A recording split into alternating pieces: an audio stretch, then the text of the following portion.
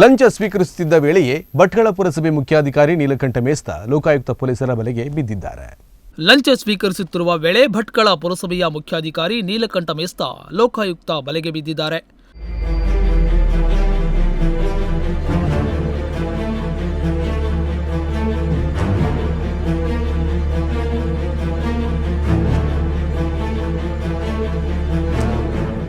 ಒಳಚರಂಡಿ ಜೋಡಣೆಗೆ 50,000 ಲಂಚ ಪಡೆಯುವಾಗಲೇ Neelakantha Mesta red hand ಆಗಿ ಸಿಕ್ಕಿಬಿದ್ದಿದ್ದಾರೆ. ಸದ್ಯ ಲೋಕಾಯುಕ್ತ ಅಧಿಕಾರಿಗಳು ಪುರಸಭೆ ಕಚೇರಿಯ ಮುಖ್ಯಾಧಿಕಾರಿ ನೀಲಕಂಠ ಮೇಸ್ತಾರನ್ನ ವಿಚಾರಣೆ ನಡೆಸುತ್ತಿದ್ದಾರೆ.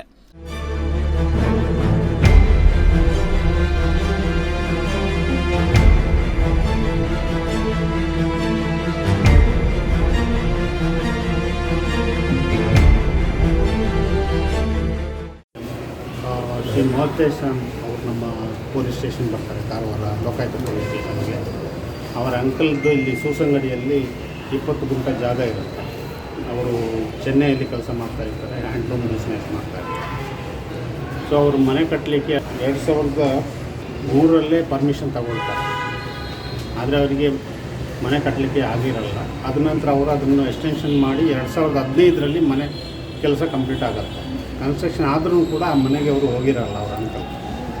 ಆದರೆ ಈ ವರ್ಷ ಜುಲೈ ಇವರಿಗೆ ಫೋನ್ ಮಾಡಿ ಹೇಳ್ತಾರೆ, ಅದರದ್ದು ನಾವು ಆ ಮನೆಗೆ ಹೋಗಲಿಕ್ಕೆ ಇಷ್ಟಪಡ್ತೇವೆ, ಅದಕ್ಕೆ ಫಾರ್ಮ್ 3 ಅರ್ಜಿ ಕೊಟ್ಟು ತಗೊಳ್ಳಿಕ್ಕೆ ಹೇಳ್ತಾರೆ. ಇವರು ಹೋಗಿ ಇವರು ಫ್ರೆಂಡ್ ಇರ್ತಾರೆ ಶಕೀಲ್ ಮಹೋತ್ತೇಶ್ ಅಂತಲ್ಲಿ, ಅವರಲ್ಲಿ ಹೇಳ್ತಾರೆ ನೀವು ಹೋಗಿ ಚೀಫ್ ಆಫೀಸರ್ ಹತ್ರ ವಿಚಾರಿಸಿ ಬನ್ನಿ, ಫಾರ್ಮ್ 3 ಅರ್ಜಿ ಕೊಟ್ಟು ಬನ್ನಿ ಅಂತೇಳಿ. ಸೊ ಅರ್ಜಿ ಕೊಟ್ಟಾಗ ಅವ್ರು ಹೇಳ್ತಾರೆ ಪ್ರೀವಿಯಸ್ ತುಂಬ ವರ್ಷದಿಂದ ಟ್ಯಾಕ್ಸ್ ಕಟ್ಟಿಲ್ಲ, ಟ್ಯಾಕ್ಸ್ ಮತ್ತು ಪೆನಾಲ್ಟಿಯನ್ನು ಕಟ್ಟಿದರೆ ಮತ್ತೆ ಫಾರ್ಮ್ 3 ಸಿಗುತ್ತೆ ಅಂತ ಹೇಳ್ತಾರೆ. ಮೊಹಮ್ಮದ್ ಇದ್ರಿಸ್ ಎನ್ನುವವರು ನೀಡಿದ ದೂರಿನ ಆಧಾರದ ಮೇಲೆ ಶುಕ್ರವಾರ ಕಾರವಾರ ಲೋಕಾಯುಕ್ತ ಎಸ್ಪಿ ಕುಮಾರಚಂದ್ರ ಹಾಗೂ ಪ್ರಭಾರಿ ಲೋಕಾಯುಕ್ತ ಡಿವೈಎಸ್ಪಿ ವಿನಾಯಕ ಬಿಲ್ವಾ ನೇತೃತ್ವದಲ್ಲಿ ದಾಳಿ ಮಾಡಲಾಗಿದೆ. ಒಳಚರಂಡಿ ಜೋಡಣೆ ವಿಚಾರದಲ್ಲಿ ನೀಲಕಂಠ ಮೇಸ್ತಾ ಲಂಚವನ್ನ ಸ್ವೀಕರಿಸುತ್ತಿದ್ದರು. ದೂರುದಾರ ನೀಡಿದ ಹೇಳಿಕೆ ಪ್ರಕಾರ ನೀಲಕಂಠ ಮೇಸ್ತಾ ಒಳಚರಂಡಿ ಜೋಡಣೆಗೆ ಲಂಚಕ್ಕಾಗಿ ಬೇಡಿಕೆ ಇಟ್ಟಿದ್ರು. ಈ ವಿಚಾರವಾಗಿ ಮಾತನಾಡಿದ ಲೋಕಾಯುಕ್ತ ಎಸ್ಪಿ ಕುಮಾರಚಂದ್ರ ಅವರು, ನೀಲಕಂಠ ಮೇಸ್ತಾ ಲಂಚ ಪಡೆಯುವ ವಿಚಾರದಲ್ಲಿ ಕಾರವಾರ ಠಾಣೆಯಲ್ಲಿ ದೂರು ದಾಖಲಾಗಿತ್ತು. ಇವತ್ತು ನಾವು ದಾಳಿ ಮಾಡಿದಾಗ ರೆಡ್ ಹ್ಯಾಂಡ್ ಆಗಿ ಸಿಕ್ಕಿಬಿದ್ದಿದ್ದಾರೆ ಎಂದು ಹೇಳಿದರು. ಸೊ ಇವರು ಇವಾಗ ಜುಲೈಯಲ್ಲಿ ಹೋಗಿ 21 ಜುಲೈಗೆ ಹೋಗಿ ಎಷ್ಟು ಅಂತ ಹಣ ಕೇಳುವಾಗ 2 ಲಕ್ಷ ಕೊಡಬೇಕಂತ ಹೇಳ್ತಾರೆ.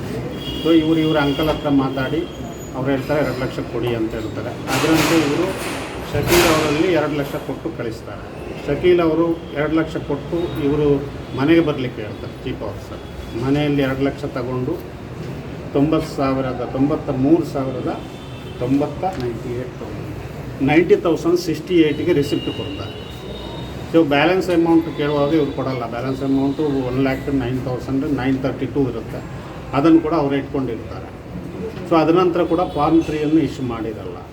ಸೊ ಇವಾಗ ಎಗೇನ್ ಇವರು ತುಂಬ ದಿನ ಆಯಿತು, 1 ವರ್ಷ ಆದ್ರೂ ಫಾರ್ಮ್ 3 ಕೊಟ್ಟಿಲ್ಲ, UGD ಕನೆಕ್ಷನಿಗೂ ಮಾಡಿಲ್ಲ ಅಂತೇಳಿ 12/11/24 ಅವರು ಶಕೀಲ್ ಮಹೋತ್ತೇಶ್ ಅವರು ಪುನಃ ಹೋಗಿ ರಿಕ್ವೆಸ್ಟ್ ಮಾಡ್ತಾರೆ ಚೀಫ್ ಆಫೀಸರ್. ಆಗ ಚೀಫ್ ಆಫೀಸರ್ ಹೇಳ್ತಾರೆ ಇಲ್ಲ ನೀವು 1 ಲಕ್ಷ ಕೊಡಬೇಕು, ಆವಾಗ ನಾವು ಇದು ಕೊಡ್ತೇವೆ ಅಂತ ಹೇಳ್ತಾರೆ. ಸೊ ಅವರು ವಾಪಸ್ ಬಂದು ಮಹೋತ್ತೇಶ್ ಕಂಪ್ಲೇಂಟಲ್ಲಿ ಹೇಳ್ತಾರೆ. ಸೊ ಇವರಿಗೂ ತುಂಬ 1 ವರ್ಷ ಆದ್ರೂ ಮಾಡಿಲ್ಲ, 2 ಲಕ್ಷ ಆಲ್ರೆಡಿ ತಗೊಂಡು ಕೊಟ್ಟಾಗಿದೆ. 13ಕ್ಕೆ ಇವರೇ ಸ್ವಂತ ಹೋಗ್ತಾರೆ.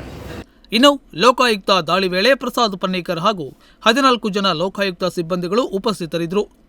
ಹೋಗುವಾಗ ಇವರು ಕೇಳ್ತಾರೆ, ನಾವು ಈ ಥರ ಈ ಹಿಂದೆ ಕೂಡ ಹಣ ಕೊಟ್ಟು ಇನ್ನೂ ಕೂಡ ಕೆಲಸ ಆಗಿಲ್ಲ, ಫಾರ್ಮ್ 3 ಇಶ್ಯೂ ಆಗಿಲ್ಲ. ಇವರು ಮೊದಲು ಹೋಗಿ ಅಧ್ಯಕ್ಷರನ್ನು ಭೇಟಿ ಆಗ್ತಾರೆ. ಅಧ್ಯಕ್ಷರು ಚೀಫ್ ಆಫೀಸರನ್ನು ಕರೆದು ಹೇಳ್ತಾರೆ ಇವ್ರದ್ದು ತುಂಬ ಲೇಟ್ ಆಗಿದೆ, ಮಾಡಿಕೊಡಿ ಅಂತೇಳಿ. ಸೊ ಇವರು ಹೋಗಿ ಚೀಫ್ ಆಫೀಸರು ಹೊರಗಡೆ ಬಂದು ಹೇಳ್ತಾರೆ ಇಲ್ಲ ನೀವು 1 ಲಕ್ಷ ಕೊಟ್ಟರೆ ನಾವು ಅದು ಮಾಡಿಕೊಡ್ತೇವೆ, ಇವತ್ತು ನೀವು ಅರ್ಜೆಂಟಾಗಿ ನಮಗೆ 50,000 ಅಡ್ವಾನ್ಸ್ ಕೊಡಿ, ನಿಮಗೆ ಇಮಿಡಿಯೇಟ್ಲಿ ಕೆಲಸ ಮಾಡಿಕೊಡ್ತೇವೆ ಅಂತ. ಸೊ ಕಂಪ್ಲೇಂಟ್ ಹೇಳ್ತಾರೆ ಸರಿ ನಾನು ಹಣ ರೆಡಿ ಮಾಡಿಕೊಂಡು ಬರ್ತೇವೆ ಅಂತೇಳಿ ಬರ್ತಾರೆ. ಸೊ ಅವರಿಗೆ ಲಂಚ ಈಗೇನು ಕೊಡಲಿಕ್ಕೆ ಇಷ್ಟ ಇರಲಿಲ್ಲ. ಅವ್ರು ನಿನ್ನೆ ಬಂದು ನಮ್ಮ ಕಾರವಾರ ಪೊಲೀಸ್ ಸ್ಟೇಷನಲ್ಲಿ ಒಂದು ಕಂಪ್ಲೇಂಟ್ ರಿಜಿಸ್ಟರ್ ಮಾಡಿಸಿದ್ದಾರೆ. ಅದರಂತೆ ಇವತ್ತು ಬೆಳಿಗ್ಗೆ ಬಂದು ನಾವು ಅವ್ರ ಲಂಚ ಆಫೀಸಲ್ಲಿ ಸ್ವೀಕರಿಸುವಾಗ 50,000 ಅಡ್ವಾನ್ಸ್ ಸ್ವೀಕರಿಸುವಾಗ ನಾವು ಟ್ರ್ಯಾಪ್ ಮಾಡಿದ್ವಿ. ಇತ್ತೀಚೆಗಷ್ಟೇ ಲೋಕಾಯುಕ್ತ ಎಸ್ಪಿ ಕುಮಾರಚಂದ್ರ ಅವರ ನೇತೃತ್ವದ ತಂಡ ಹೊನ್ನಾವರ ಪಟ್ಟಣ ಪಂಚಾಯತ್ ಮುಖ್ಯಾಧಿಕಾರಿ ಬ್ರಹ್ಮಾಂಡ ಭ್ರಷ್ಟಾಚಾರವನ್ನ ಬಯಲಿಗೆಳೆದಿದ್ರು. ಉದಯ ನಾಯ್ಕ್, ನುಡಿಸಿರಿ ನ್ಯೂಸ್, ಭಟ್ಕಳ.